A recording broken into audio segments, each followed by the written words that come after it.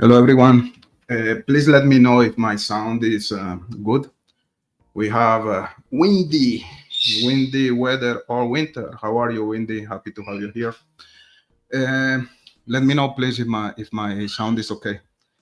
Thank you guys for showing up. Thank you for being here today. Oh, Mar is on the floor. How are you, Mar? Uh, Today I want to talk about Odinism. Why do I think that the Odinism angle was the worst uh, strategy that the defense could use to defend Richard Allen? To me, that was a wrong strategy. That was a big mistake. The defense was not helping his client at all, in my opinion.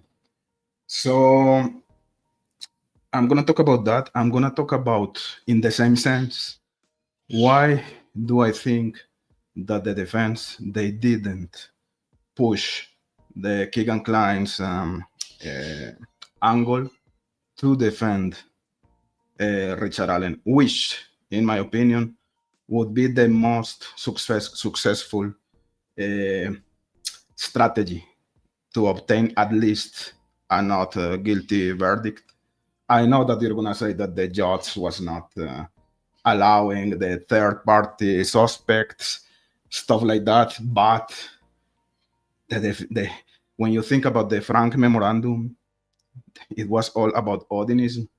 It wasn't about Kegan Kline. I think that if the defense could put their efforts in the Kline's angle, the third party suspect outcome could be allowed. Anyways, we're going to talk about Brad Rossi, about the situation that happened in regards of his brother Josh Rossi. We talked a little bit about that in a previous show, but today I'm gonna try to connect some dots. We know that a main element to demonstrate that Kegan Kline was at Delphi on the 13th was the video of the marathon gas station. The narrative that was sold by law enforcement was that the FBI was the agency responsible for the destruction or the accidental destruction of the video coming from the marathon gas station. But when we heard the position of Jerry Holman, we can see now that information is kind of blurry. Holman said that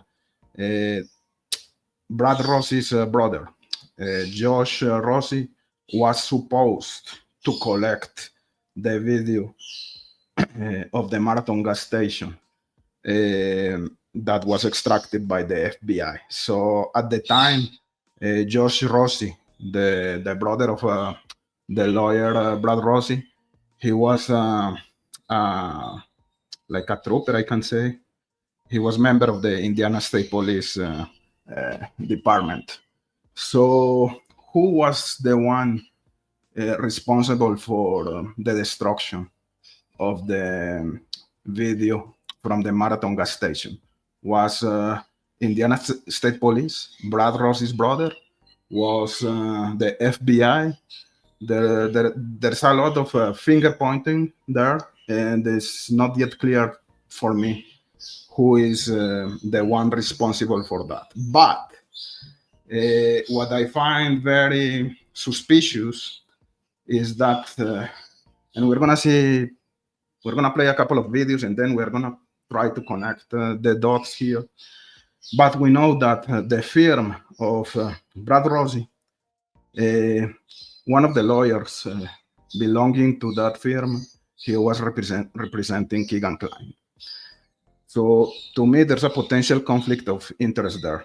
They were representing the same firm. They were representing Kegan Kline, Richard Allen, and I believe Ron Logan as well. So also we know that the brother of Rossi was involved in the destruction of the marathon gas station video, potential. And I'm gonna play also my hypothesis about the marathon gas station situation. And then I'm gonna talk to you guys. I need your brain in motion because to me this situation is fishy, is not very clear.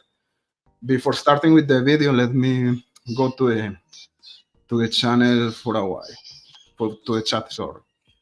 So Mari saying hello to Windy and Cryptex. Peggy, how are you, Peggy? Happy to have you here. I'm intending to do a live tomorrow night with Peggy. Maybe we're gonna come back with this subject and other topics about Delphi. So hopefully we can make it happen tomorrow. It's gonna be cool to be with Peggy. Who else is here? RC99. My God, I forgot my. Yeah. I have to put my glasses. I don't see shit. RC99 is here. Rebecca Ann is here. Happy to have you here, Rebecca. Monday. Today's Monday, and Monday is here. The girl working that day was found unalive under a bridge outside of Delphi. Was that solved? Good question. I really don't know. We have to check into that. So I'm gonna start with the video. Actually, it's an extract from the deposition of Jerry Holman. I just cut the part where they talk about the marathon gas station situation, about Josh Rosie, the brother of Bradley. To me, the interaction is kind of suspicious. I don't know. Sometimes I think that Holman and Rosie are like in the same team. It's just freaking weird. I don't like this case. I don't trust the prosecution, and I don't trust the defense at all. To me, both sides are seriously. I think both sides are dirty. I don't like this case. Every single day, I learn something that I really disgusted me. So let's start with this clip before. Thank you, Monday. Some people are not going to be happy with my thoughts, but it's what I think. So let's go with the position of Holman in that regards, and then we're going to come back to the chat. And I'm gonna go for my goggles, for my glasses, because I'm not seeing anything here. So let's do it.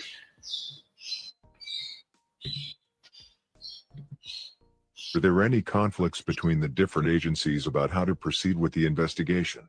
Not just one cop and another cop, I'm talking about. Yeah, I understand your question. Yes, there was.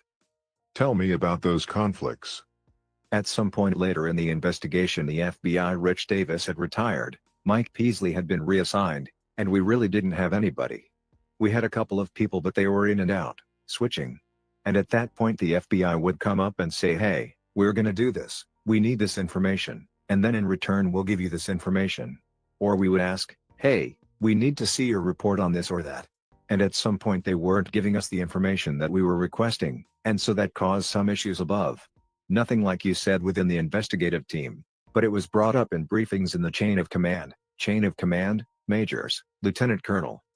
Superintendent found out that there was an issue, particularly trying to get a video I forget what they're called.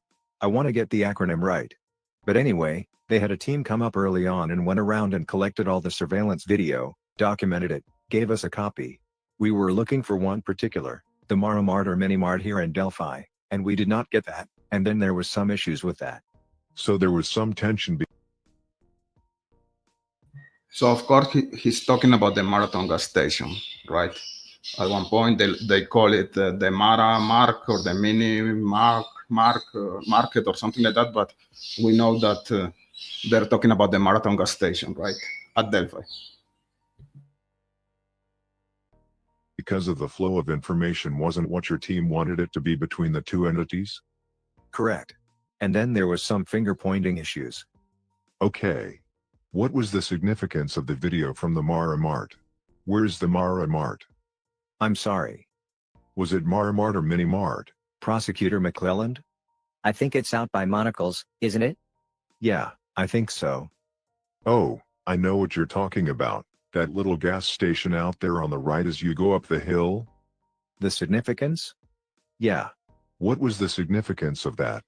I guess it's worth asking. some phone data that someone was searching that location that day, the day of the girls. Okay. So theoretically somebody was in the parking lot or in the building or somewhere near that site? No. There was a thumbnail that someone was searching that particular location that we had tips on, and we were trying to find out if they were there utilizing the video, and that's when the finger pointing started. Did that information in any way was it helpful to your investigation? Could have been. Why? Because we could have been able to verify if that person was actually in Delphi. Who was that person? Kegan Kline. So let's stop for a little bit here. We know that they are talking about the Marathon gas station. We know that the Indiana State Police or the Unified Command, let's say, they were trying to obtain that video. And that was to demonstrate that Kegan Kline was at Delphi at the time of the murders. Here, there's something really suspicious, in my opinion. Remember that the narrative or the explanations that David Vido and the whole law enforcement unit, let's say, was selling to explain that Kegan Kline was not in Delphi at the time of the murders is that their phones were being under operation in another place. So if they were so sure about that, why are they going to the Marathon gas station to verify that Kegan Kline was there? Why did they need that video? Of course, if I'm a good law enforcement agent, I'm gonna need that video. But they were telling us, there's no way Kegan was there because their phones were in another place. So to me, that there's a contradiction there. It doesn't work. Or they know that Kegan was not there, or they are positive that Kegan is there, and that's why they need the video. I think that they changed the story over time. When they couldn't, we are gonna use fishy. What's the name you told me for that? Quotation marks. When they couldn't obtain the video of the Marathon gas station, then they changed the story to say, no, but at the end they were not there because their phones were being under operation elsewhere. So now that they cannot show the evidence, that they cannot show us that, look, according to this video, Kegan was there or not, they have to force another narrative. They have to force another line of storytelling, you know? Anyways, don't worry. We don't have the video, but that's not a big problem. Kegan Kline's phone was being operated elsewhere. So it doesn't add up. I feel something weird there. So now let's continue. We're gonna go to the Brad Rosie's brother here. Okay. So I guess I am asking fair questions. So this isn't just this random circumstance that came up. So you were on Kegan Kline's trail, you were wanting to follow up with that, and the FBI wouldn't or couldn't or didn't offer up the information that you were wanting, and it caused tensions between the two agencies. Is that a fair summary? We have written documentation that they went and collected the hard drive, and they said that your brother, Josh Rossi, was supposed to collect that. I knew that was going to happen at some point. Sorry. No, it's okay. It's just the story of my life.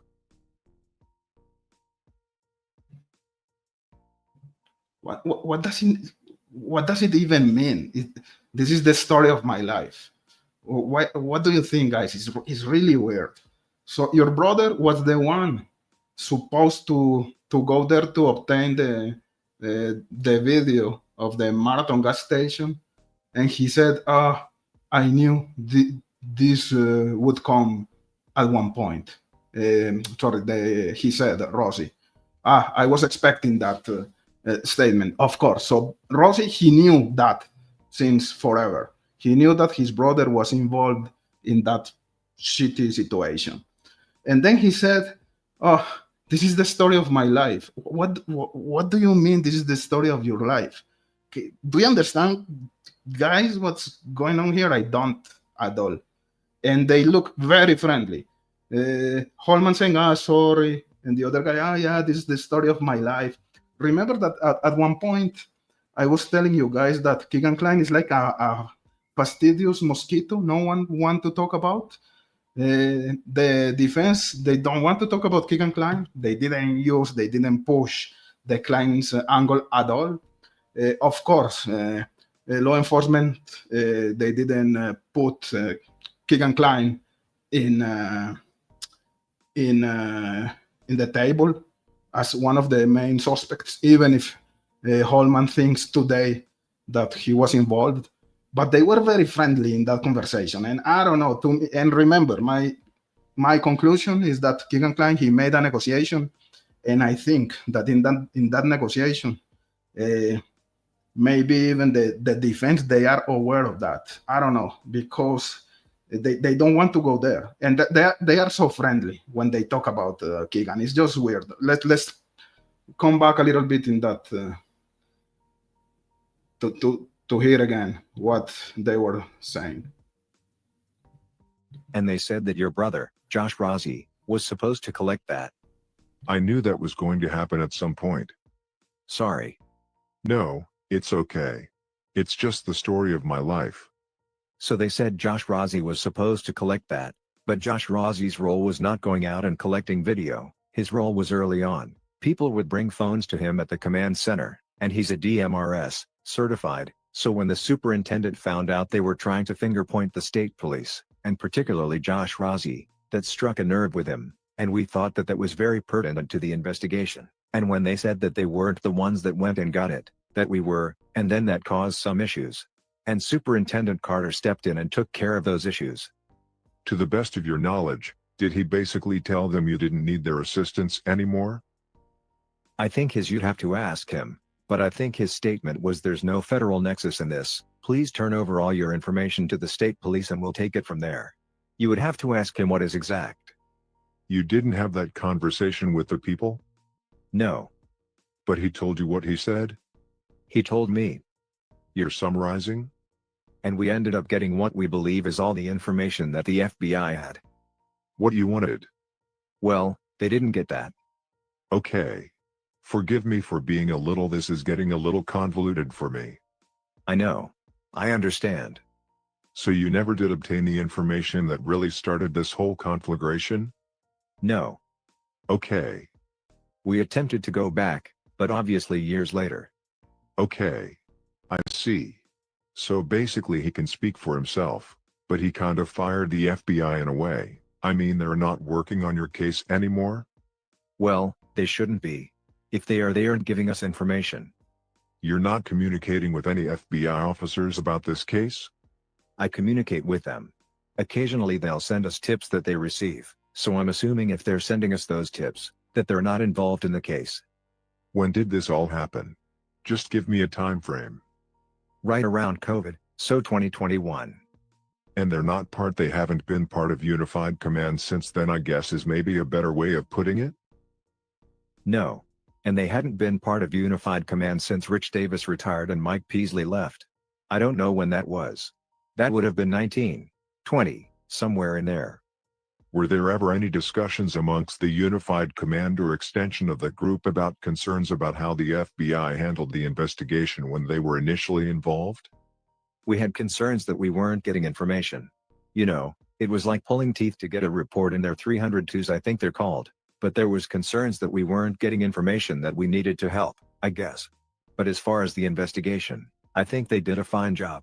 It's just sharing the information we were having issues with. So some of this incident or circumstance which prompted Superintendent Carter to pull the plug was also precipitated by some other smaller or less significant issues? Yes. They were kind of similar, frankly. Flow of information? Yes. Okay. Were any of those problems related to the processing of the statement Richard Allen gave to Lieutenant Captain Doolin? No. Doug Carter, what role did he play in all this? What's that? What role did Doug Carter have in this investigation? Superintendent of the state police. I mean, he was in front of every camera, and that's okay, it's a job. He's very passionate.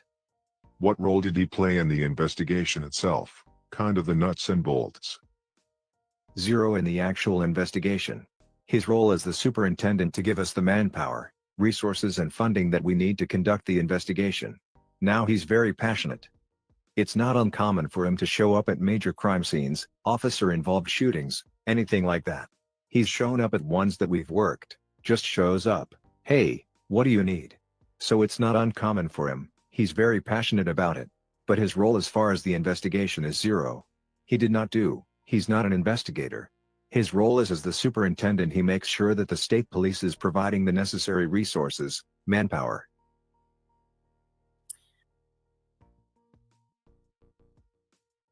So I'm just gonna stop here for a second, guys. That last part was interesting. So Doc Carter, he was not part of the investigation team at all. I know that he's not an investigator, but that's another, to me, hard to believe statement. Hard to believe.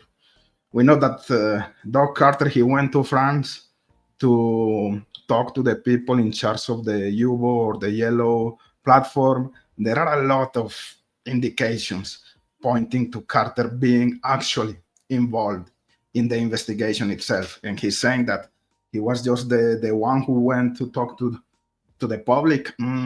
Anyways, that's another subject. But again, everything here is fishy. Everything here is just weird. Windy weather all winter. I'm starting to question Rosie. I'm questioning Rosie since a while. To me, that guy is suspicious. I don't think he was helping his client properly.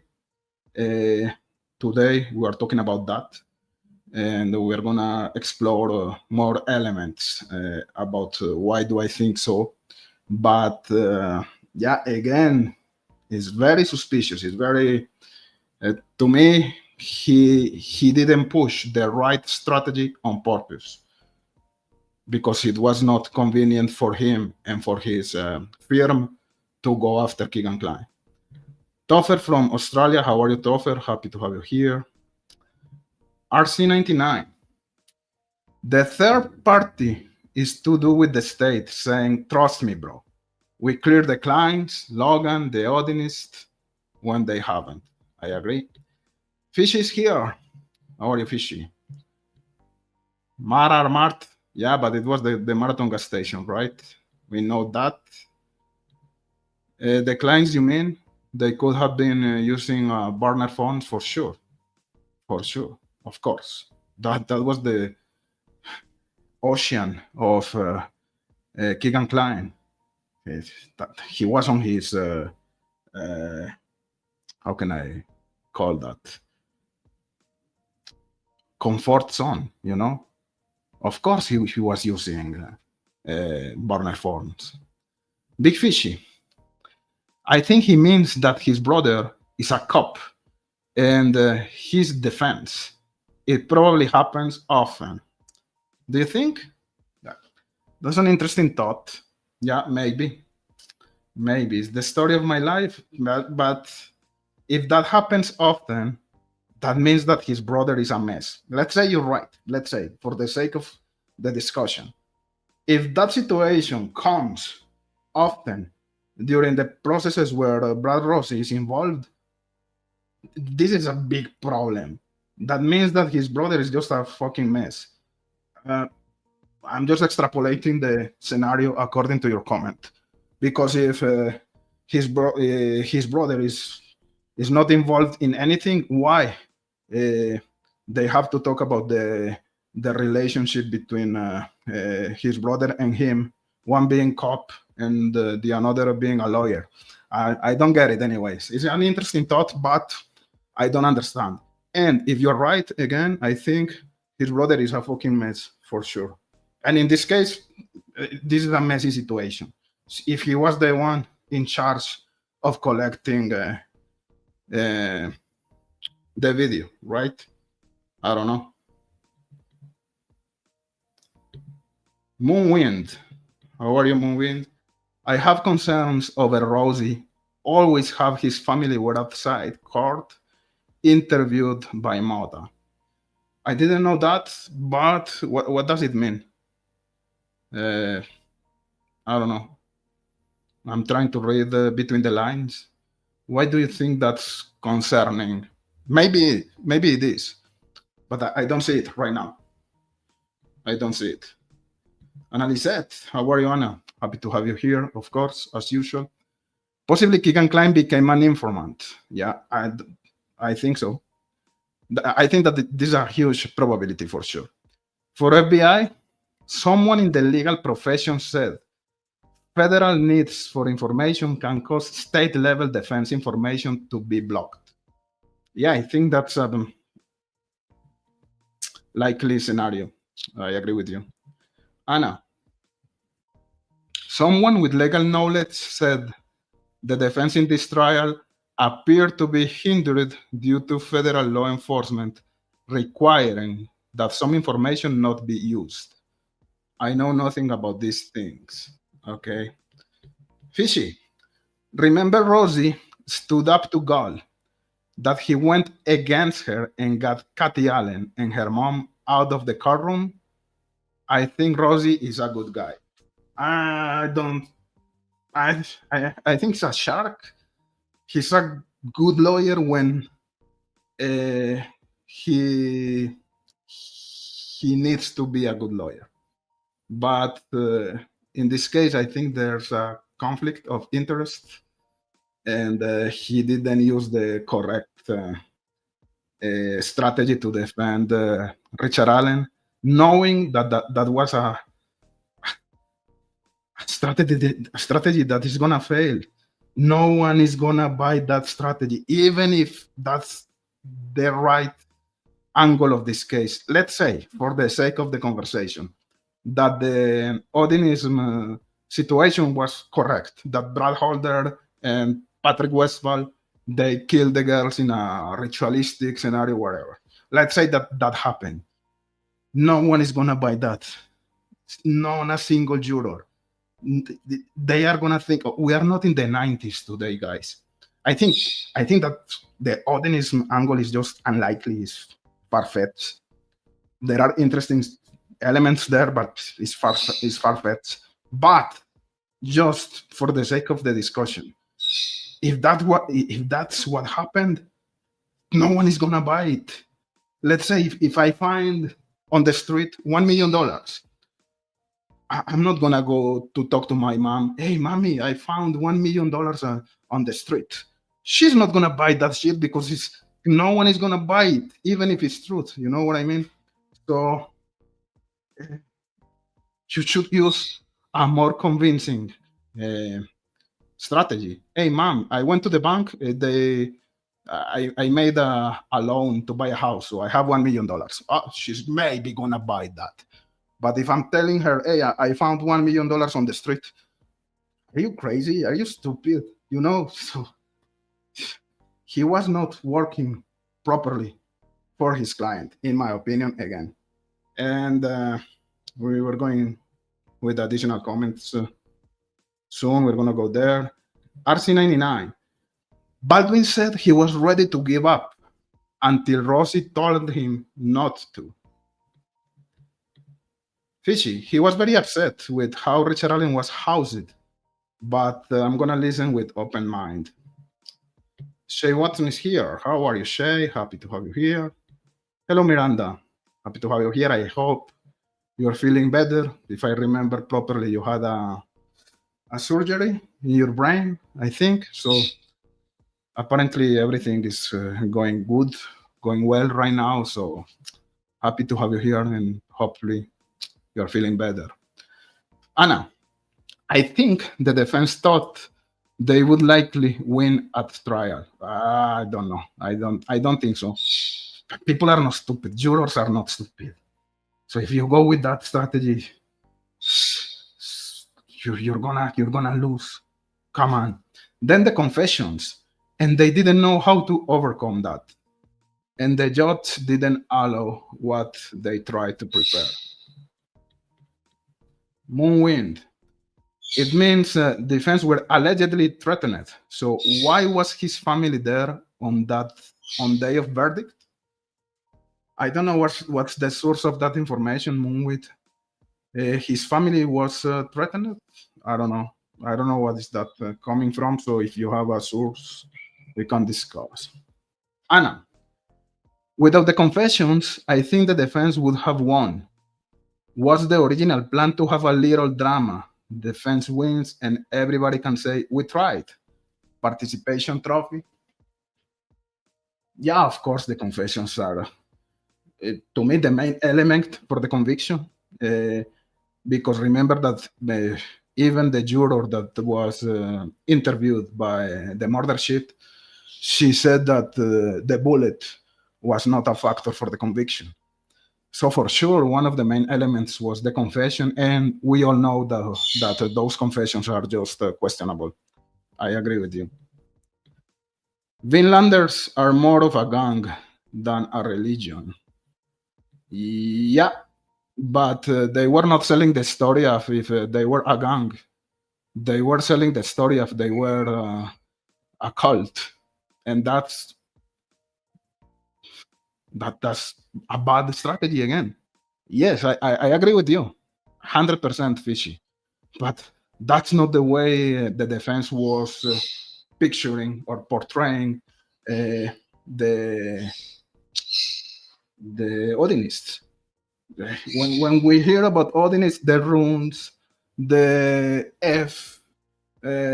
ritual, they were portraying the Odinist gang as a cult, not as a gang of piece of shits.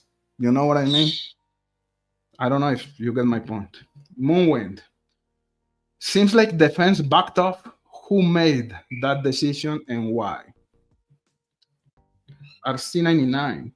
The Elvis Fields confession to Cobb's family is more important than the sacrifice bid. Exactly. Analyzed. Has been said that state paid defense attorneys take the easiest path because the state doesn't pay much. When confessions happened, they cobbled together something from discovery. Yep. Yeah, me too. I agree with RC99, 100%. And I think defense would have won because all law enforcement had was the unspent round and a couple of witnesses. Not enough to convict a crime-free family man. Yeah, but my point is that if the defense focused more in the Kegan Kline's angle instead of the unlikely Odinism theory, maybe, in my opinion, maybe the potential inclusion of Kegan Kline as one of the third-party suspects that could happen during this case. But they treated that angle very like in the surface. They were not pushing that, and I think the reason why is because there was a conflict of interest between the firm of Brad Rossi and the representation of Kegan Kline. And let's remember this clip. It is from Justice Day Served. Justice Daily Served. Justice Day Served. JSD. Justice Served Daily. To me, she is the person who knows more in this whole case about the Kegan Kline angle. She's bright. She knows by heart every single testimony. She has the picture in her brain. She's a brain when she talks about Kegan. She wants the first one, bringing or putting into the table the connection between the firm of Brad Rossi and the representation of Kegan Kline and that whole potential conflict of interest. So I want to repeat that clip. We talked about this in a previous live, but I want to connect everything here together. So the first step of this live was the position of Holman and that section when he told us that his brother was supposed to go to collect the video of the Marathon gas station, something that is destroyed according to law enforcement. So who was the responsible, the person responsible for that destruction? Was Josh Rossi? Was the FBI?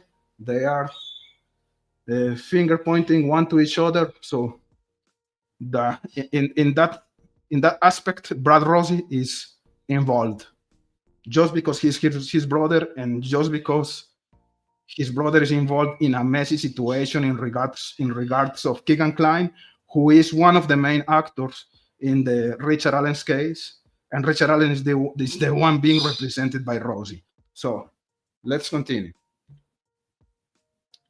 Oh, Matt Sullivan's here. Hello, Matt. Happy to have you here, man. You lost the first part of the show, man. So, anyways, happy to have you here, Matt. So let's go with JSD. And why do I think that there is a conflict of interest between Bradley Rossi and Kegan Kline, and how that situation affected the proper representation of Kegan Kline, of Richard Allen in this case. So I'm gonna go for some water, and I'm gonna let the video playing. I'm come back in 1 minute. Oh, he did not do. He's not an investigator. His role is as the superintendent. He makes sure that the state police is providing the necessary resources, manpower. All right, Justice Warriors, I wanted to share something with you. So while Ron Logan in 2017 was found out that he was driving when he wasn't supposed to be, and he went to ask his cousin to say he was driving him rather than he was driving, which violated his probation.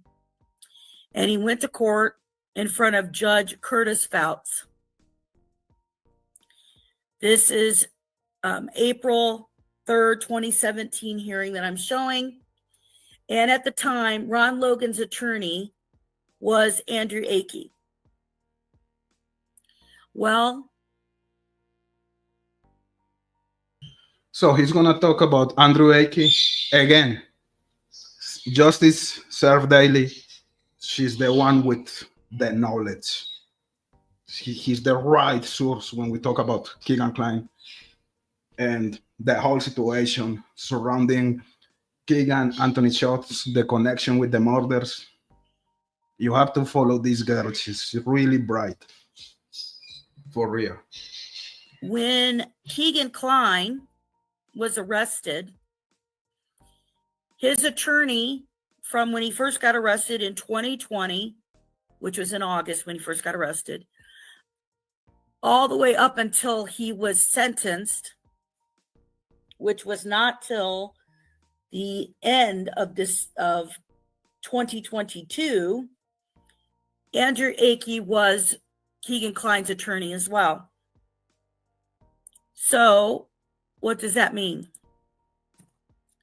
Andrew Akey has his own law firm. He's his own law firm in Logansport, Indiana. Prior to this, though, he was a partner at Hills and Rosie and Akey in Logansport. So he was in the same legal firm with Brad Rosie, Richard Allen's attorney. So we have that while he was still under the same partnership with Brad Rosie, Andrew Akey was representing Ron Logan.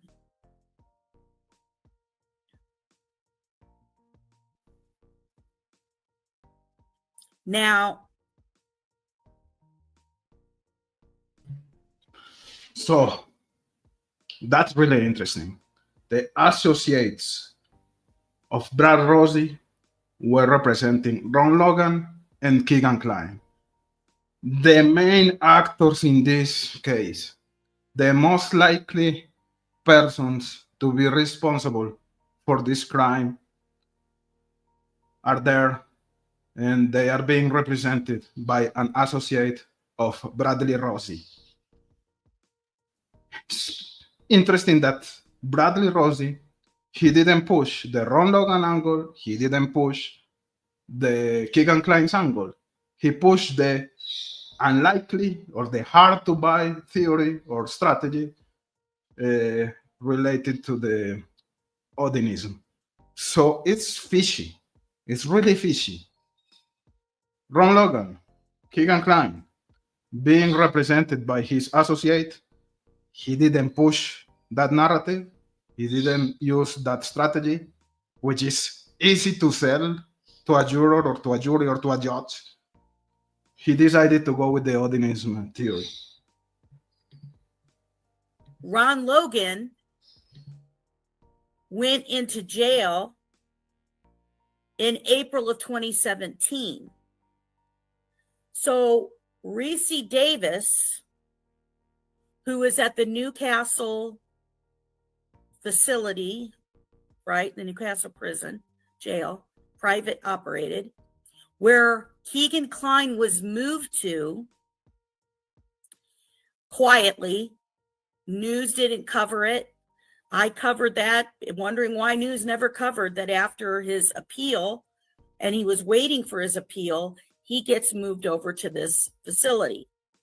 Well, that is where Ricky Davis is, and that is also where Ron Logan had went to jail for a while.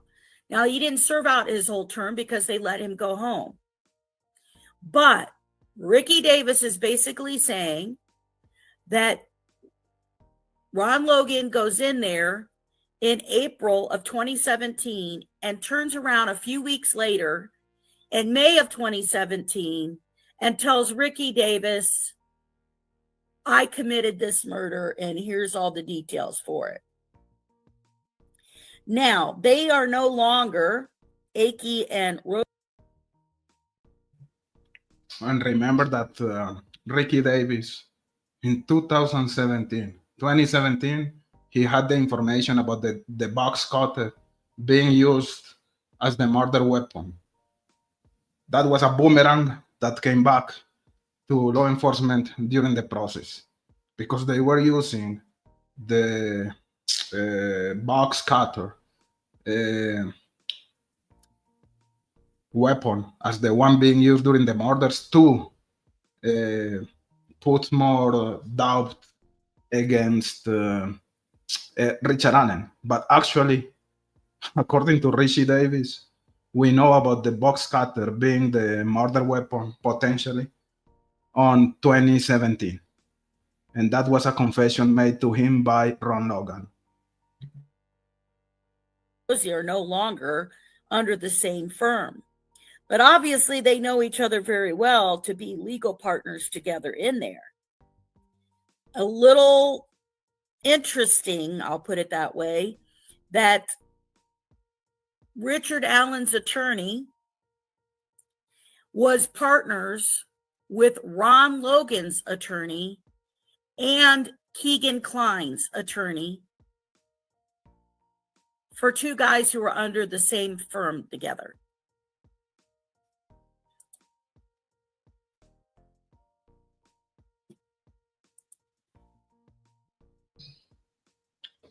How fishy is that?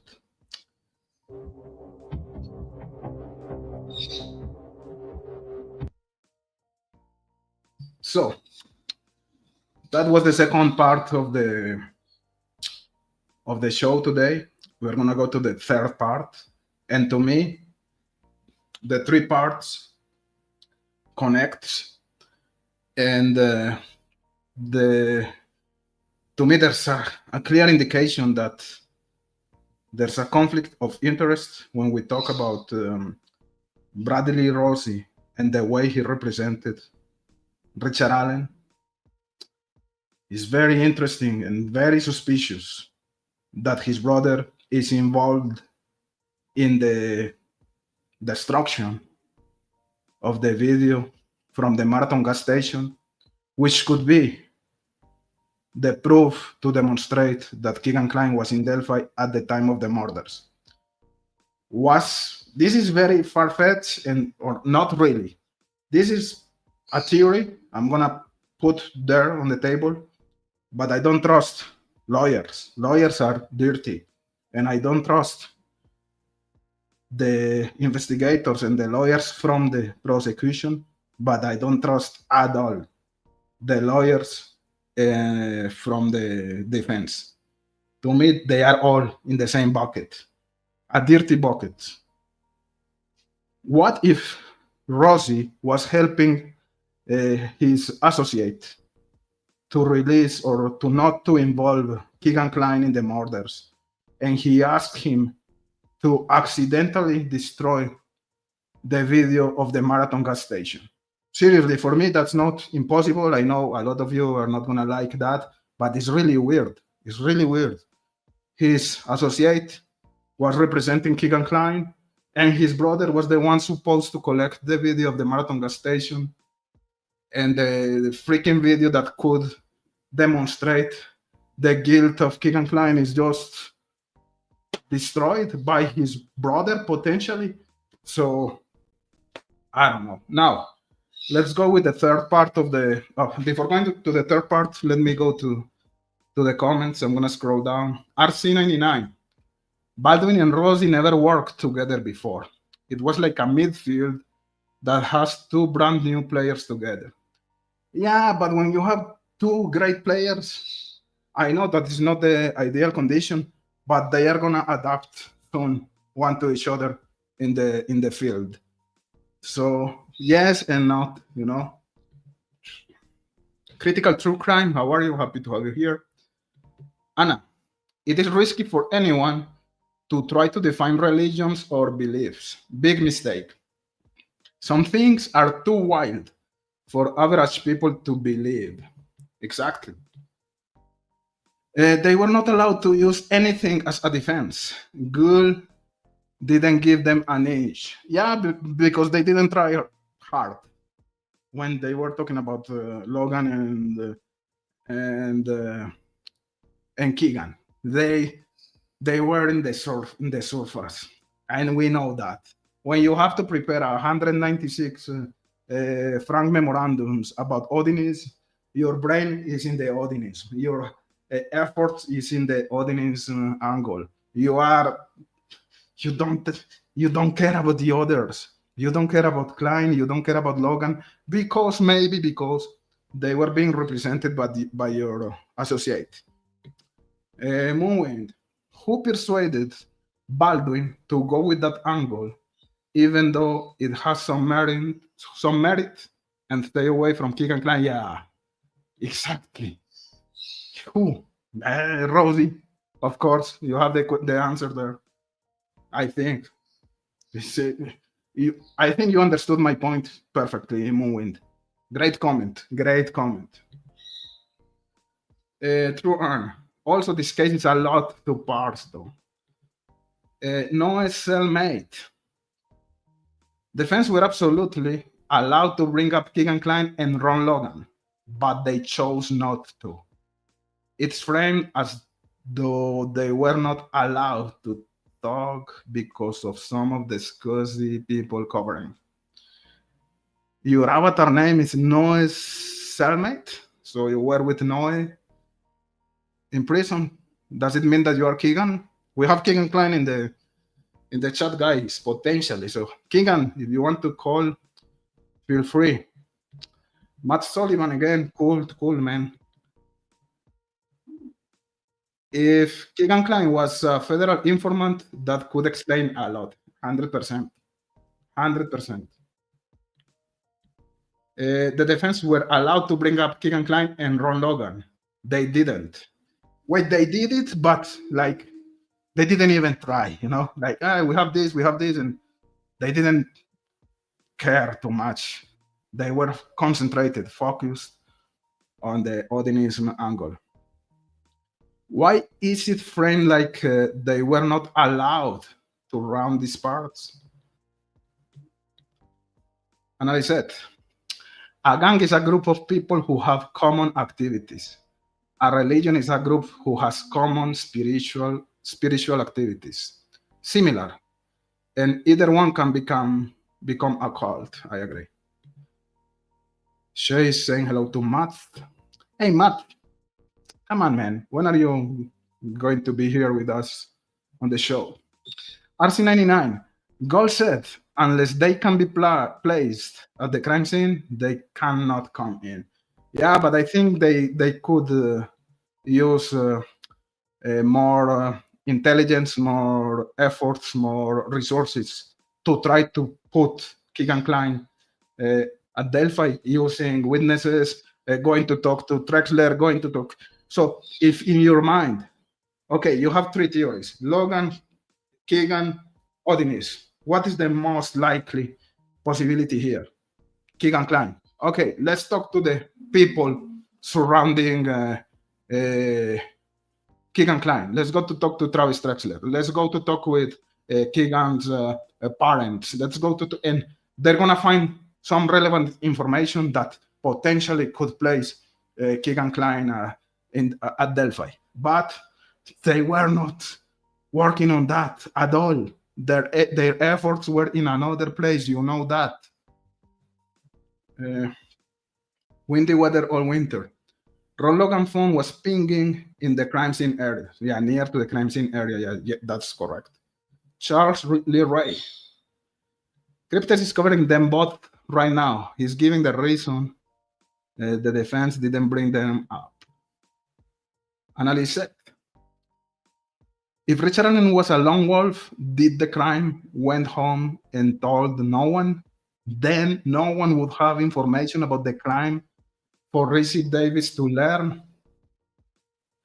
To me, it's very unlikely that the crime was committed by a lone wolf. To me, the clients, at least Kegan Kline was there with Bridge Guy and another person. So the nature of the crime scene, the gaps in the timeline presented by the state points to multiple perpetrators. The difference in regards of the way the girls were treated. Everything points to multiple perpetrators, lack of defensive injuries. When you see everything in the totality, to me, it's unlikely that the crime was committed by one person. And we know that the whole activity of Libby's phone is just the story that the state sold to try to explain the cell phone activity after the girls were killed. It's just hard to buy. Hard to buy, and I don't think that we understand properly what was going on with that cell phone. There are multiple theories, and that's great, because it's just something that is hard to buy, that theory from the state. So of course something weird was happening with Libby's phone. And if you buy the theory of the state, the sudden resurrection of the cell phone, the logins, log off, the whole activity of the cell phone after the murders of the girls, if you buy that theory, good for you, but I don't. Charles, Rosie would have to excuse himself if they took that angle. They were not prevented from bringing them two up. They were prevented from bringing the people they blamed the unalivings on without evidence. Analyset. I suppose it is possible that Ron Logan discovered the crime scene. Possible, yeah, I agree with you. The night of the 13th, and he could describe the basics.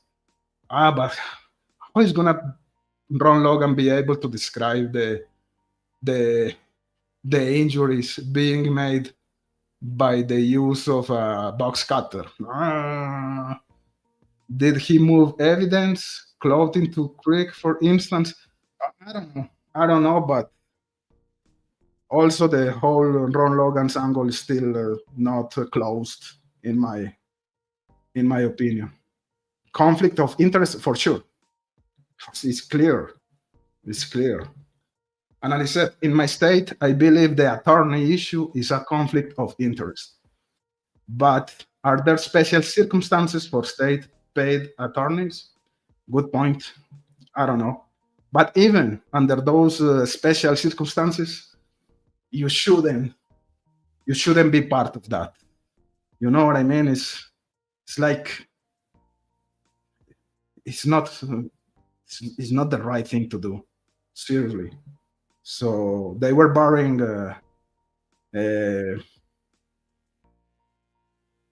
his client, his own client, by using the wrong strategy. Charles Louis Ray, Moonwind, conflict of interest. This is gonna mess with my residual dollars from being involved with this. So the hell with my client. Let me not bring up these two other actors. Yeah, exactly. Mar, how is Richard Allen involved? Shaking my head. There is absolutely no proof he had anything to do with this crime. I agree with you that there is no proof, there is no direct evidence, but there are circumstantial elements that may you think that he was at least involved, or at least to consider Richard Allen as a main suspect here, or one of the main suspects, in my opinion. But I agree, there's no direct evidence linking Richard Allen with the crime other than the confessions. So some people, if you put yourself in the shoes of other people, they may believe the whole theory about the white van, the confession that Richard Allen gave with specific details about the crime scene.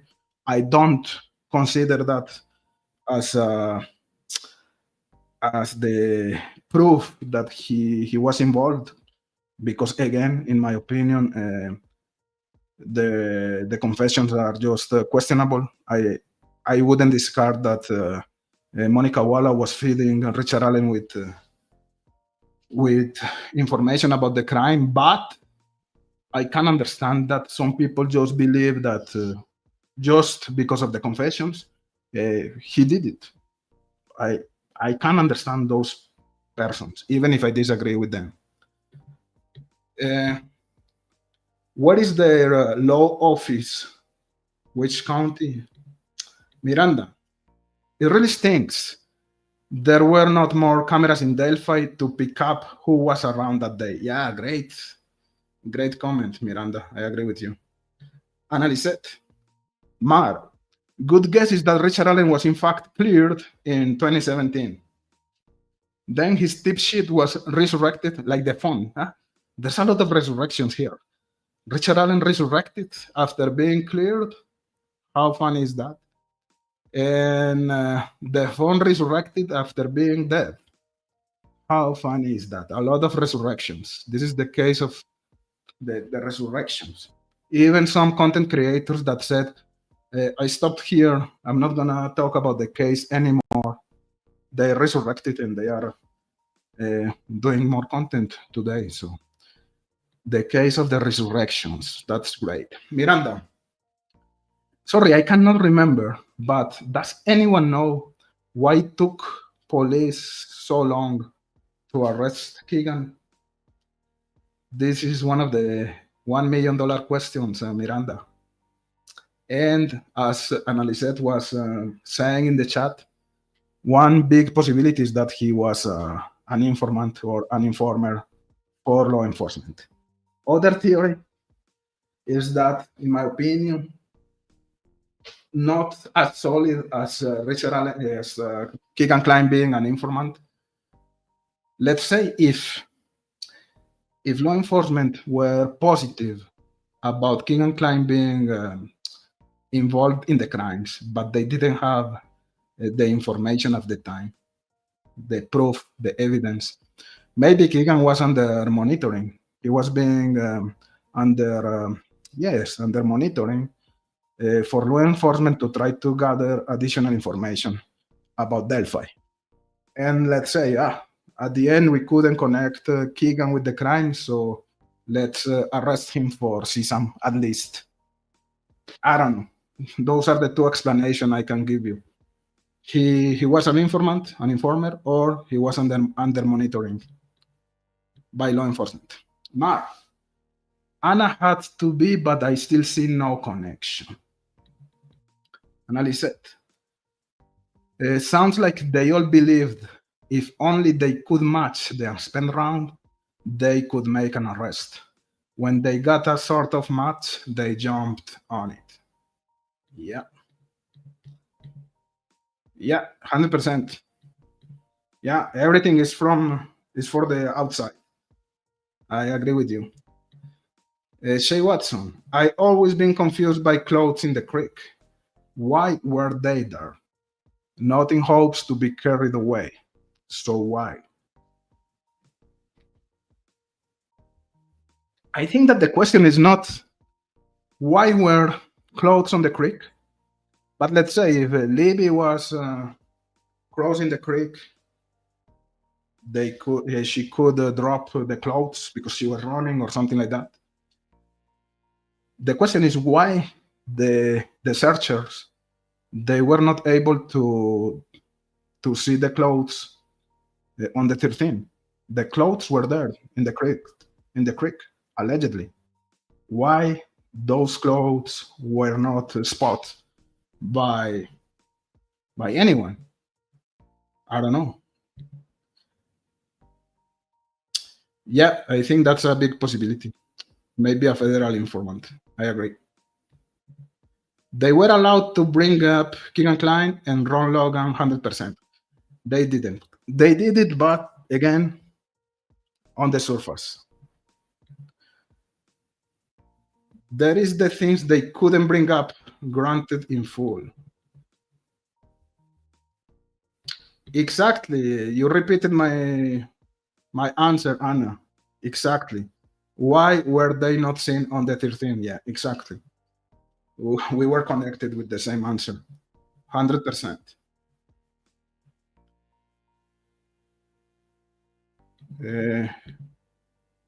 Miranda, either that or incompetence. If he was an informant, he didn't get a very good deal on his charges. I disagree 100%. 100%. I think he made a great deal. A great deal.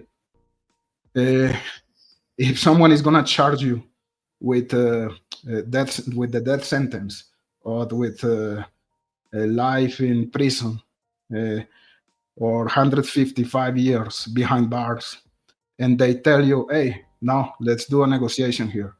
We're gonna give you 43 years or something like that, and you're gonna be released by good behavior in 15 years. It's a great deal. It's a great deal. Everyone is gonna accept that deal right away. So Kegan Kline made a great negotiation, a great deal here.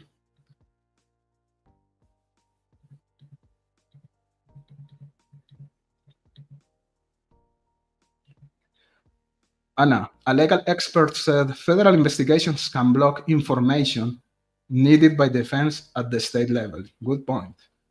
Lots of people think Kegan Kline will be released after a few years.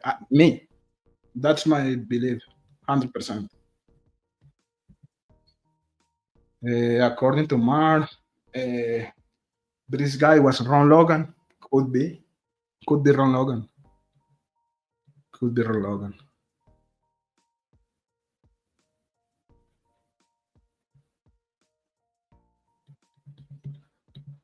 The FBI had it right. Permanent removal is great. Come on, it's good for the discussion. I prefer when we can discuss with different ideas than when we are all saying the same thing, like ships. It's good to have people with different ideas. Was Rossi friendly with the Carroll County law enforcement? His brother is a state police officer, and he was promoted in 2018. So it seems to me that, look, another crazy coincidence. He allegedly, potentially, was involved in the destruction of the video of the Marathon gas station. The brother of Brad Rossi, Josh Rossi. And he was promoted in 2018 by ISP. Like, hey, thank you for your cooperation. You destroyed the video we need to destroy because we are making a negotiation with Kegan Kline. So we don't want that video outside. So you, Josh Rossi, thank you for your service. You're being promoted. I don't know. Windy weather all winter. She thinks that Ron Logan could be this guy. Big fish. Fishy. The FBI doesn't help defense generally. That's why they brought in Augur to do those requests. A simple height analysis would definitely help know whether it's Ron Logan or Richard Allen.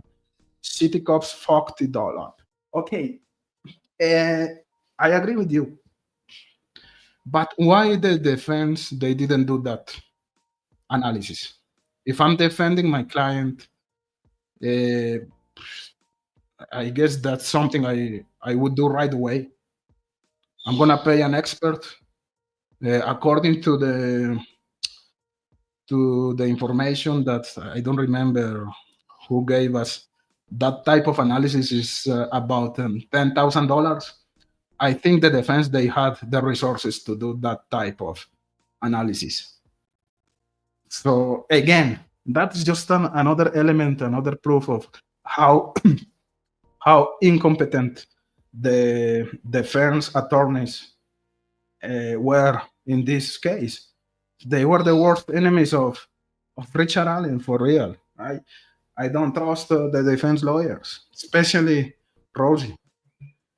Mar, I agree with you.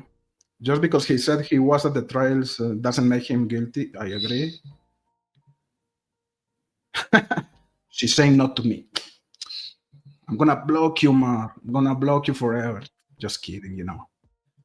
You know, Mar and I, we have different opinions, but I love Mar.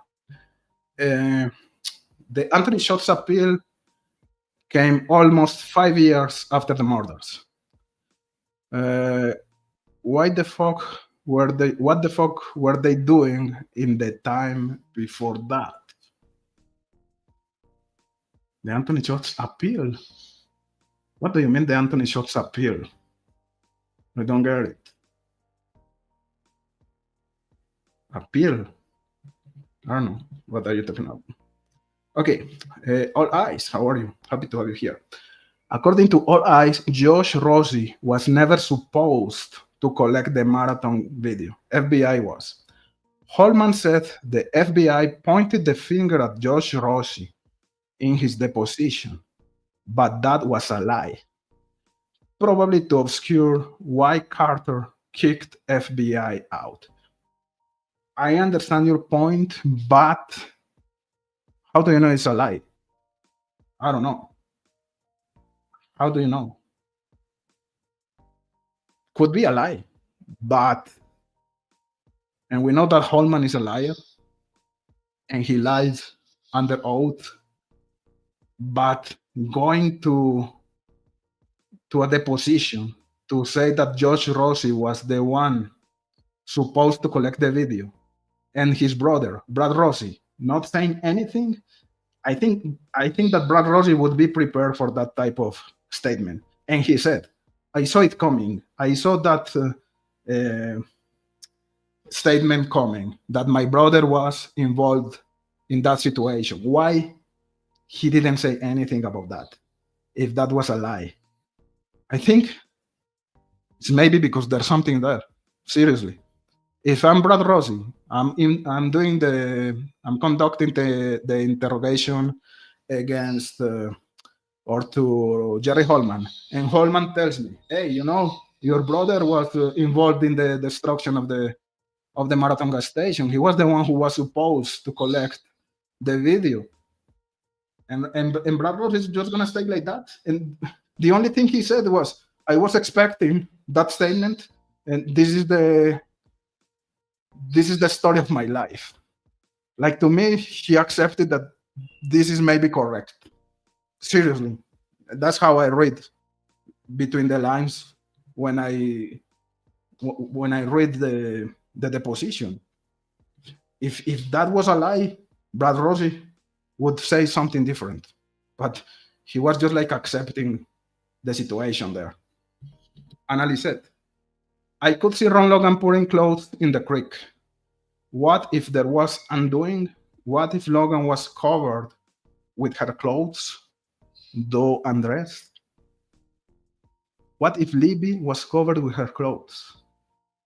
I have long believed evidence was moved in the night." I sincerely, I don't see any indication of undoing when we see the crime scene. Libby was humiliated. The killer or the killers were trying to put some shame on Libby. The way she was left in that area, naked, just in a bad shape. And when you see the contrast against how Abby was left at the crime scene, that was a way to shame Libby, in my opinion. So I don't see any sign of undoing. There's no regret in that crime scene. There's no undoing, in my opinion. Again, I don't see any runes being there. To me, those are symbols, signatures. I don't see runes. The other time I interviewed here in Colombia, when I came like 2 years ago for a visit, I did an interview with an Odinist, and he told me those are not runes. And I'm not saying he's right, but even between Odinists, they don't agree. Some Odinists say, "Oh yeah, maybe a combination of runes and a total different rune that was constructed by the killer." But other Odinists says, "No, those are not runes." And so to me, since the beginning, I'm saying this, and maybe I'm wrong, but to me, those are symbols, those are signatures, something special for the killer. So I don't see any undoing there at all. Sorry. Do we know Richard Allen's show size? Did they took at footprints at the crime scene? Good question. I don't know. Oh, Simdal is here again. How are you, Simdal? Happy to have you here. Ron Logan knew his land, and he was tough. He could easily search all of his land the night of the 13th. Personally, I don't think he did the crime, but he may have discovered the scene in the night. Possibly. It's a possibility. Maybe he was a witness. Yeah. Anna, any rural landowner in Ron Logan's position would likely search his own land as thoroughly as possible. Considering distances, he surely found the crime scene. Yeah, I agree.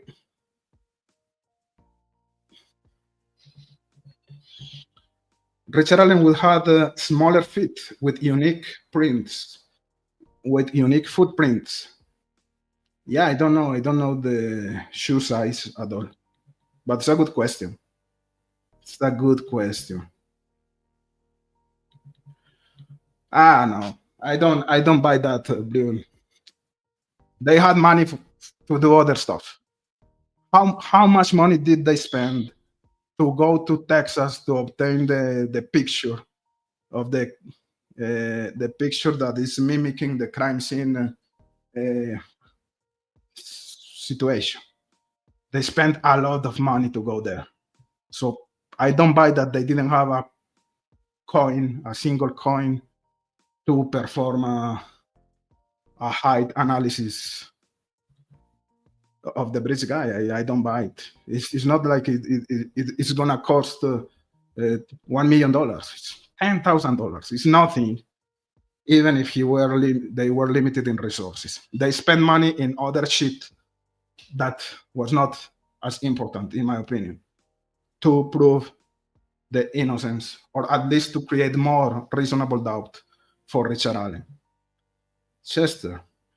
Or they did, and it didn't work in their favor. That's another thing. It's a good point. Seriously.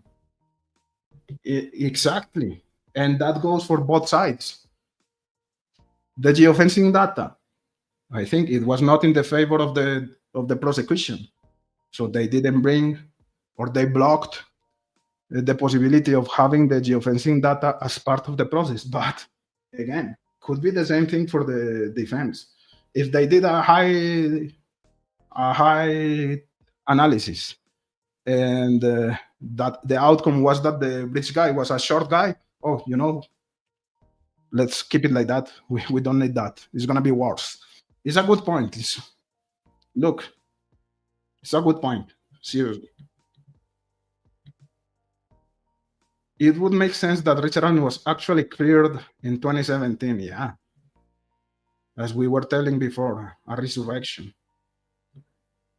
CSIs took pictures of shoe prints near the scene, but didn't do any follow-up on it because they ruled it non-evidentiary because of the searchers. Okay. I didn't know that. Good point. All eyes, I didn't know that. Excellent. I agree, 100%. There's no definitive proof that bridge guy is the killer. I agree with you 100%. Definitive, there's no definitive proof. I think it's likely that he participated, but there's no definitive proof. RC99. RC99, appeal equals when they went public asking for info on Anthony shots with the video press conference. Okay, sorry. I thought you were talking about an appealing process. Yeah.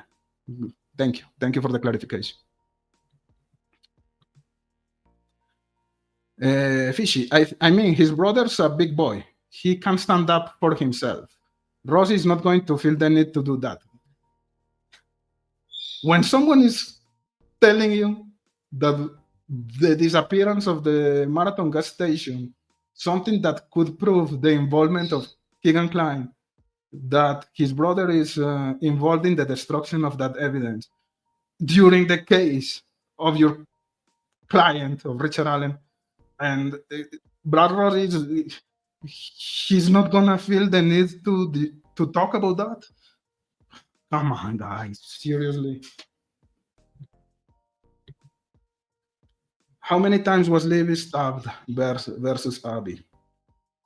I think Libby was not technically stabbed. She had her throat cut multiple times, potentially with a box cutter. Same thing happened to Abby, but Abby, she had like a puncture on her chest as well. Exactly, Adam. Exactly. No stabs, slashes. Mara, she sees runes. I don't see runes at all. Patrick Westphal saw rune. Law enforcement obviously pursued that angle. Yeah. Sindal doesn't match any Pothard alphabet, not even with imagination. Definitely not runes. I agree with you, Sindal. I am the same line of thinking. I don't see any runes, but I understand that other people, they can see runes. And again, even between Odinists, some of them say no runes. Other people say combination of runes, something like that. So, but I don't see it.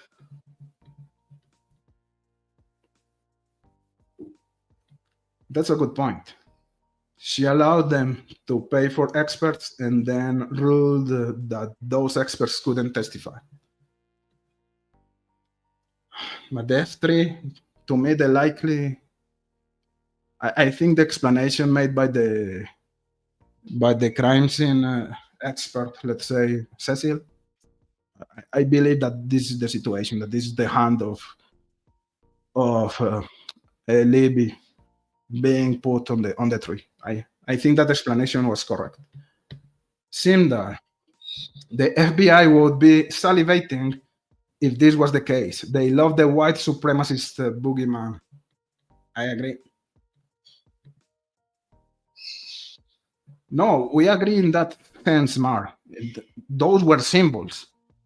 Those were not random configurations. Yeah, the killer of the killers, they intentionally placed those sticks on the victims, 100%. But to me, those are symbols. Even a satanic symbol could be there, but not runes. It's just a signature. In my opinion, it's a signature. It's not a rune.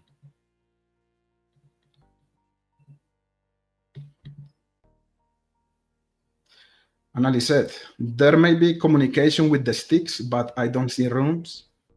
The tail end of a tropical storm made runes all over my land.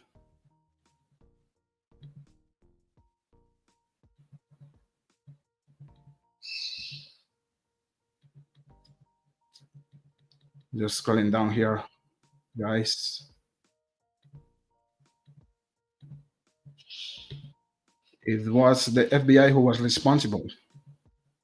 And why that statement was not challenged by Rosie? I don't get it.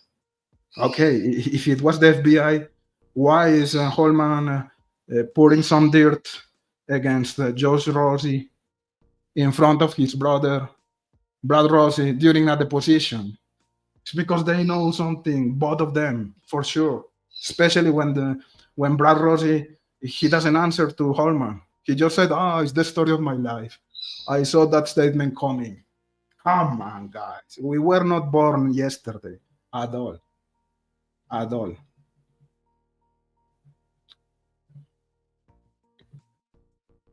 Shai Watson. What there is, though, is certain repetitive symbols, whatever they are. I agree 100%.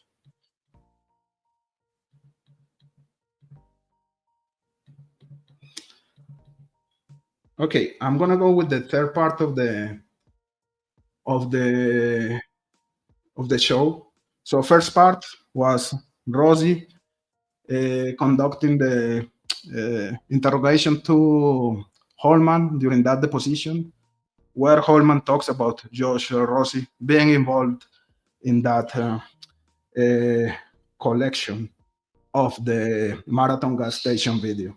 The second part was a clip from Justice Serve Daily, showing how there's a potential conflict of interest between Brad Rosie and his associate, who was representing, not with his associate, between Brad Rosie and the representation of his own client, Richard Allen, because of his associate being the one representing Ron Logan and Kegan Kline, two of the main actors here in this case, and the more likely actors to be fair. If you're gonna be the defense attorney of Richard Allen, go push the Kline strategy, push the Logan strategy.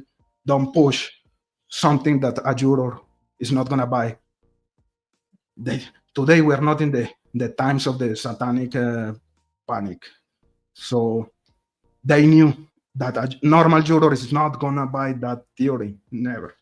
Well, anyway, it was not even presented during the process because they were not allowed to do that. But I think if they were working harder in the client's angle, they would be able to obtain some type of solid nexus to include Kegan Kline as part of the process. But anyways, this is the way I see this, seriously. So now the third part. This is a short video I made about the Marathon gas station. Why do I think that? This is funny because I actually think that the video was never destroyed. And I still don't understand that whole situation between the law enforcement and the FBI, the Indiana State Police and the FBI. Or maybe they are all in the knowledge of the negotiation between the clients and the state. Or I don't know, I'm just thinking, talking at the same time I'm thinking here, because I'm gonna show why I think that the Marathon gas station video was never destroyed. That video could still be in the possession of law enforcement. And they said, or they sold the story that the video was destroyed because they made, since in my theory, they made a negotiation with Kegan Kline. They're not gonna show a video showing that Kegan Kline was at the Marathon gas station. I don't know if I made myself clear here, but to try to explain better, I'm gonna play the following video with my theory about the Marathon gas station.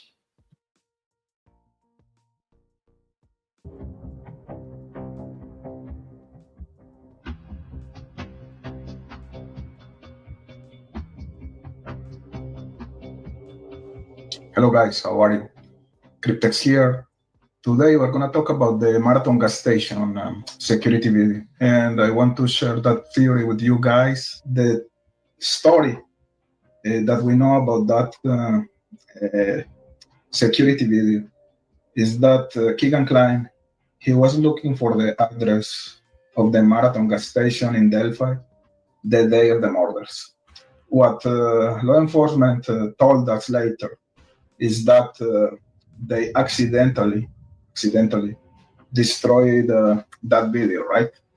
Today I'm gonna propose a theory, and I actually think that it's possible that that destroyed video is actually a calculated lie. It's a tactic from law enforcement. They never destroyed the video, and I'm gonna explain why do I think so. I revisited the Kegan Kline transcript 2020, that interrogation. I see something interesting there that connects the Marathon gas station with a potential negotiation between Kegan Kline and law enforcement in the Delphi's case. Remember that in that interrogation, Kegan Kline, he maintains his innocence. He insists that he's never been in Delphi. And then the detective, he pulls out a curious hypothetical example, a gas station robbery where the criminal is captured on video camera. Because I don't remember ever talking to the girl that died. I'm telling you, you did. Okay, I get what you're telling me, but I don't remember that. I'll give you a scenario, and I want you to tell me your honest opinion. So you're working a case. Okay, let's say it was a gas station robbery, and you're the investigator, and you see the video camera of this guy walking in. He robs that place, and he shoots somebody and kills them. Okay, and then you need to talk to him. And he goes, I don't remember that. What would you do? I'm not saying you killed anybody, but what would you do in my shoes? Right, I would investigate it. You have him on video, right? You have evidence. You have all this evidence showing that it was him, but he tells you he doesn't remember. So to me, this is not a random example. I believe that law enforcement, they had the Marathon gas station video the whole time. By claiming in public that that video was destroyed, they kept like a card under their sleeves. But in my opinion, they didn't play their card yet. They were waiting for a bigger fish. So what is the twist here? I theorize that in that 2020 interrogation, the pressure increased for law enforcement. Sometime around 2022, Kegan Kline, he confessed to law enforcement about his involvement in the crime. Remember his confession at the Grissom Air Force Base. And you know my theory about that confession? That confession came with a deal. Kegan Kline, he was eventually charged only with CSAM related to the catfishing scenario, but not to the murders. In exchange for that clemency, Kegan Kline gave law enforcement something big, the name of the other participant. So look at the timeline that follows this potential deal. Let's start with the search. Law enforcement suddenly conducts a very specific target search of the Wabash River area, looking for a murder weapon and for a cell phone. We know that that search was a direct consequence of the intervention of Kegan Kline at Grissom. So this search is not random. It came directly from Kegan Kline's confession. And what is very coincidental is that right after the ending of this search, Richard Allen was arrested. So in my opinion, not a very popular theory here, but in my opinion, Kegan Kline gave Richard Allen's name to law enforcement. So this is the twist of the theory here. I believe that law enforcement, they have multiple pieces of information that were kept concealed to the public to use it later when they needed to use it. Like, for example, the bullet. They hide the bullet information until the day they needed to use it. And I think that the Marathon gas station video, the security video, was the same thing. They actually had the video, but they didn't use it. They lied to the public, saying that the video was destroyed accidentally, but they actually have it. And they wanted to use it at one specific point of the investigation. That video didn't prove that Kegan Kline was the murderer. The video was a simple piece of evidence showing that Kegan Kline was there in Delphi the date of the murders. But at the time, in 2020, it was not enough for law enforcement to use that security video to convict anyone. So they were trying to play psychologically to Kegan Kline in that interrogation. That's why they used the tactic of the robbery in another gas station, let's say. So when they actually made the negotiation to Kegan Kline, which is my theory here since forever, they actually destroyed the security video. It was not destroyed accidentally. It was destroyed by design to protect his new informant, Kegan Kline.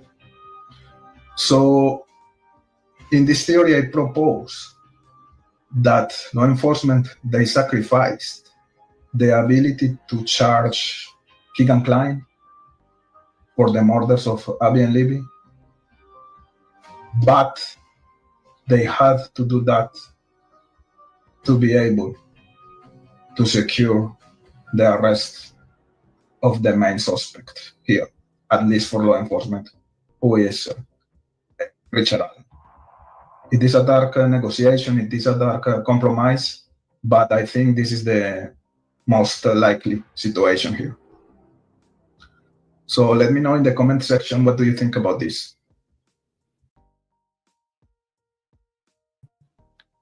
So that was the third part of the show.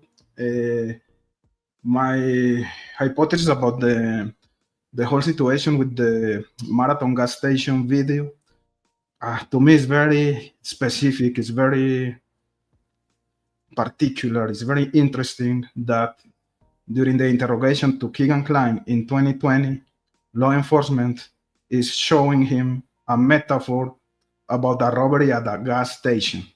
Hey, you know, if we have the one who performed the robbery at that gas station, and if we have it on video, what would you say if you put yourself in my shoes? So they were playing mind games with Kegan Kline, knowing that potentially, or no, if Kegan was captured by the security video, that would trigger a confession from Kegan Kline, but he didn't do it. And later, when he made that confession at Grissom Air Force Base, I think that law enforcement, they probably destroyed that security video as part of the whole deal here. Far-fetched, maybe, but I think it's possible. So my mind's still turning a little bit here.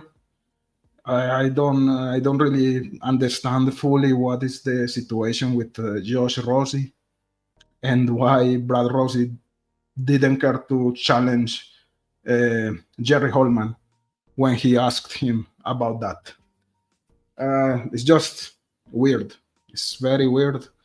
I have to think a little bit more about that. I wanted to know your ideas, your opinions about that. And let's see. I'm going to go to the chat again. ISP, all eyes. ISP said FBI was kicked out for not sharing info, but the Unified Command was the one not sharing info. Holman told the defense that part of Carter's decision was to protect Josh, specifically from FBI lies. Yeah. Brion, if the FBI was surveilling the group and the girls got dead on their watch, they would cover their asses. Simdal, you got a nice tan going. Yeah, it's the Colombian sun. It's the Colombian sun. Chester, please confirm, was there fingerprints on the bullet found in the keepsake box? I don't know the answer. Good point. Good question. They took pics of the bullet in dude's hand, didn't they? Maybe. What about the fact that Richard Allen has known heart issues and we are suggesting he crossed a freezing creek, murdered and moved 2 teenage girls, and then carried a bunch of large branches to cover them? Yeah. I think that if Richard Allen was involved, he was the one conducting the girls to the other side of the bridge. And at the other side, there were other actors, potentially Kegan or the one working with Kegan Kline. I don't know if Kegan was waiting on his car as he confessed, or if he went with the other actor, with his accomplice, to the other side of the bridge. But I don't think that this guy was the one crossing the creek with the girls. I think it was different people waiting for them at the other side of the bridge.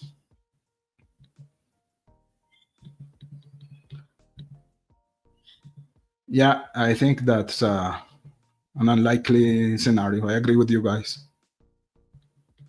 Analyse. That whole thing about a round in the keepsake box is a bunch of garbage, in my opinion. My husband emptied his pockets into a bowl on the nightstand, just stuff from a pocket. I don't understand your point, Anna. What do you mean? That the bullet was planted in the keepsake? I don't know.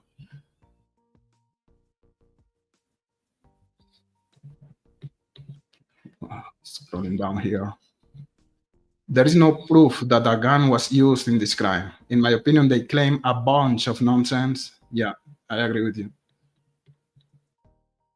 Fishy. There's a link that is why Stephenson's investigator came to see an item related to Delphi. That case is linked to occult behavior or was staged as such. Do we know what was the item, or we don't know? Post-scriptum. Cryptex, you're the best, and I got nothing but love for you. Same here, Fish. Sometimes I'm just excited. It's not because we disagree. No, I like when we disagree, especially with you, because you have a brain. You, the other guys too, but some trolls, they don't have brains. Mar, they added the gun bullshit to add felony charges. I'm sure of it. All eyes. As far as I can tell, ISP didn't accuse the FBI of wrongly accusing Josh Rossi of anything until Brad was appointed. Trying to understand your comment. ISP didn't accuse the FBI of wrongly accusing Josh Rossi of anything until Brad was appointed. So they were waiting for Brad Rossi to make that accusation. Do you think it's a fabrication? It's interesting, but again, why wouldn't Rossi challenge that accusation, you know? I don't know. Fishy think Rossi is a good guy. He has integrity. His brother, I have no opinion. He calling you out pond? What do you mean? Out pond? All eyes. Murder Sheet actually said the FBI was too stupid to work at thumb drive. Not that they collected it and lost it. Lost footage was just a passive voice clickbaity title. Yeah, I don't think the FBI agents are stupid at all. Fishy. In my opinion, the cops didn't follow up on leads properly. And so we cannot know who did it. You can make a case against Ron Logan or Kegan Kline and get a guilty if you leave everything else out. I agree. 100%. Lying by omission is still lying. Yeah. Carroll County lost footage. Didn't collect footage, just overall didn't button it up. Fishy blames massive incompetence. That and each individual self-preservation, not organized. Mar, they didn't investigate shit, and they railroaded a man, and all of them, including the family, are suspects for this. Yeah, there are a lot of unanswered questions, for sure. A lot. And there's an incompetence from the side of the investigators, and there's an incompetence from the side of the defense, in my opinion. Unified Command thought there was no way Richard Allen would be returning from Peru on the 13th for any reason that was not tied to Kegan Kline. But visiting his mom was 100% unrelated. The Unified Command succumbed to confirmation bias from the get-go, though. Good point. Good point. Shay, this is my concern regarding every piece of information in possession of law enforcement, seen and unseen. Any of it can be eliminated at any time. They are desperate. Fishy, I agree. All eyes. They didn't have the evidence lead to Richard Allen. They started with Richard Allen and found things they could match. Exactly. They were fitting every single piece of information they found to make fit those evidences. Quotation marks, to Richard Allen. Yeah, that's full tunnel vision. I agree with you.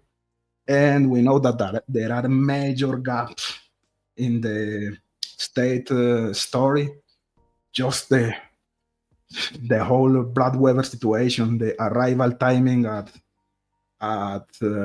his property, which doesn't add up with the timeline of of the state when they say that Richard Allen was scared of the white van at a specific time.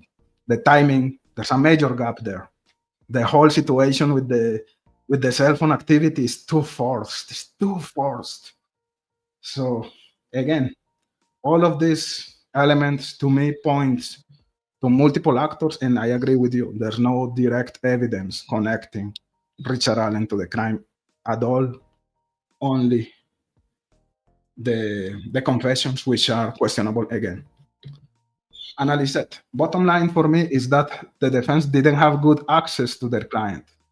Then the confessions, which were impossible to overcome in the jury's mind. Great comment. Great comment. We know that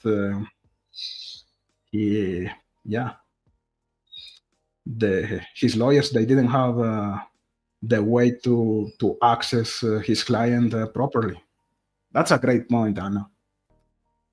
Great point. Mar, I like Andy and Baldwin, but man, him and Rosie did a terrible job.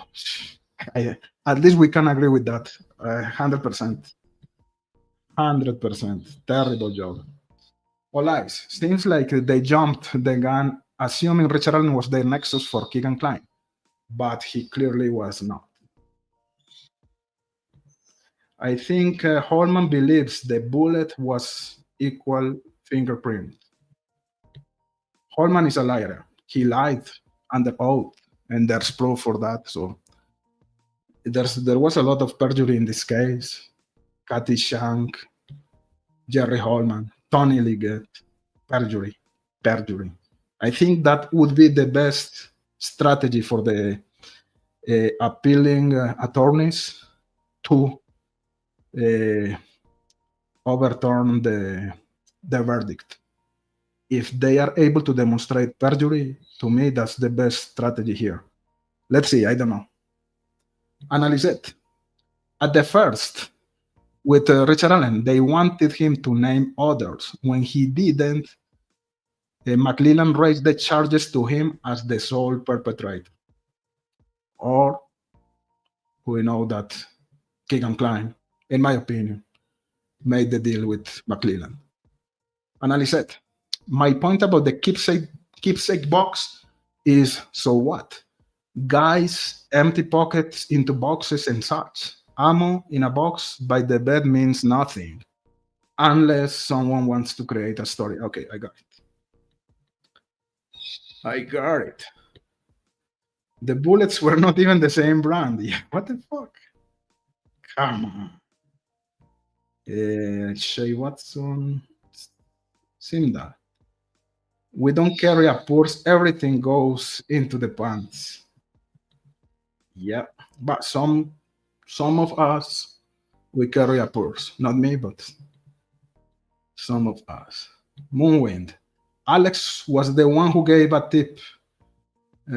Stevenson. Yeah, I think he was trying to connect the Stevenson's case with Delphi. Mar.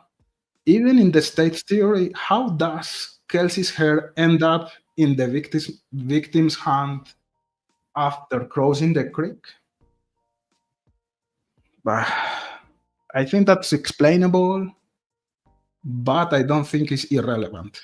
People saying that, but of course it's easy to demonstrate that hair could be in the hand of Abby by transfer or something like that. Okay, but that's 50% of the answer.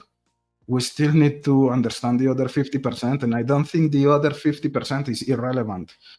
And people here tend to consider irrelevant the elements that are not aligned with their own theories. The sudden resurrection of the cell phone is because it was water damage, which it wasn't. So, case closed. Come on, seriously. Alex knows what's up. He's not the best at communicating, though. Yeah. Why would Rosie challenge something they were both acknowledging acknowledging turned out to be false. I think I missed that part. I think I missed your question here, all eyes. So you're saying that Jerry Holman is actually saying in that deposition that that was false? I don't get it. To me, it was like an attack against Rosie. You know, they said that it was your brother, the one who was supposed to collect the video, and he didn't say anything about that. Maybe we see the deposition in different ways. I see it mostly as an attack from Holman to Rosie. The pockets would never be big enough. The case connects to others, in my opinion. Yeah. Unaddicted. The fact they won't even give a more precise time of death is ridiculous. Exactly. They don't even know the time of death. And they pushing a narrative based on a timeline when the time of death is not even precise. Just so bad. So bad. Were the hairs in Abby Williams and really from Kelsey? It was almost convenient.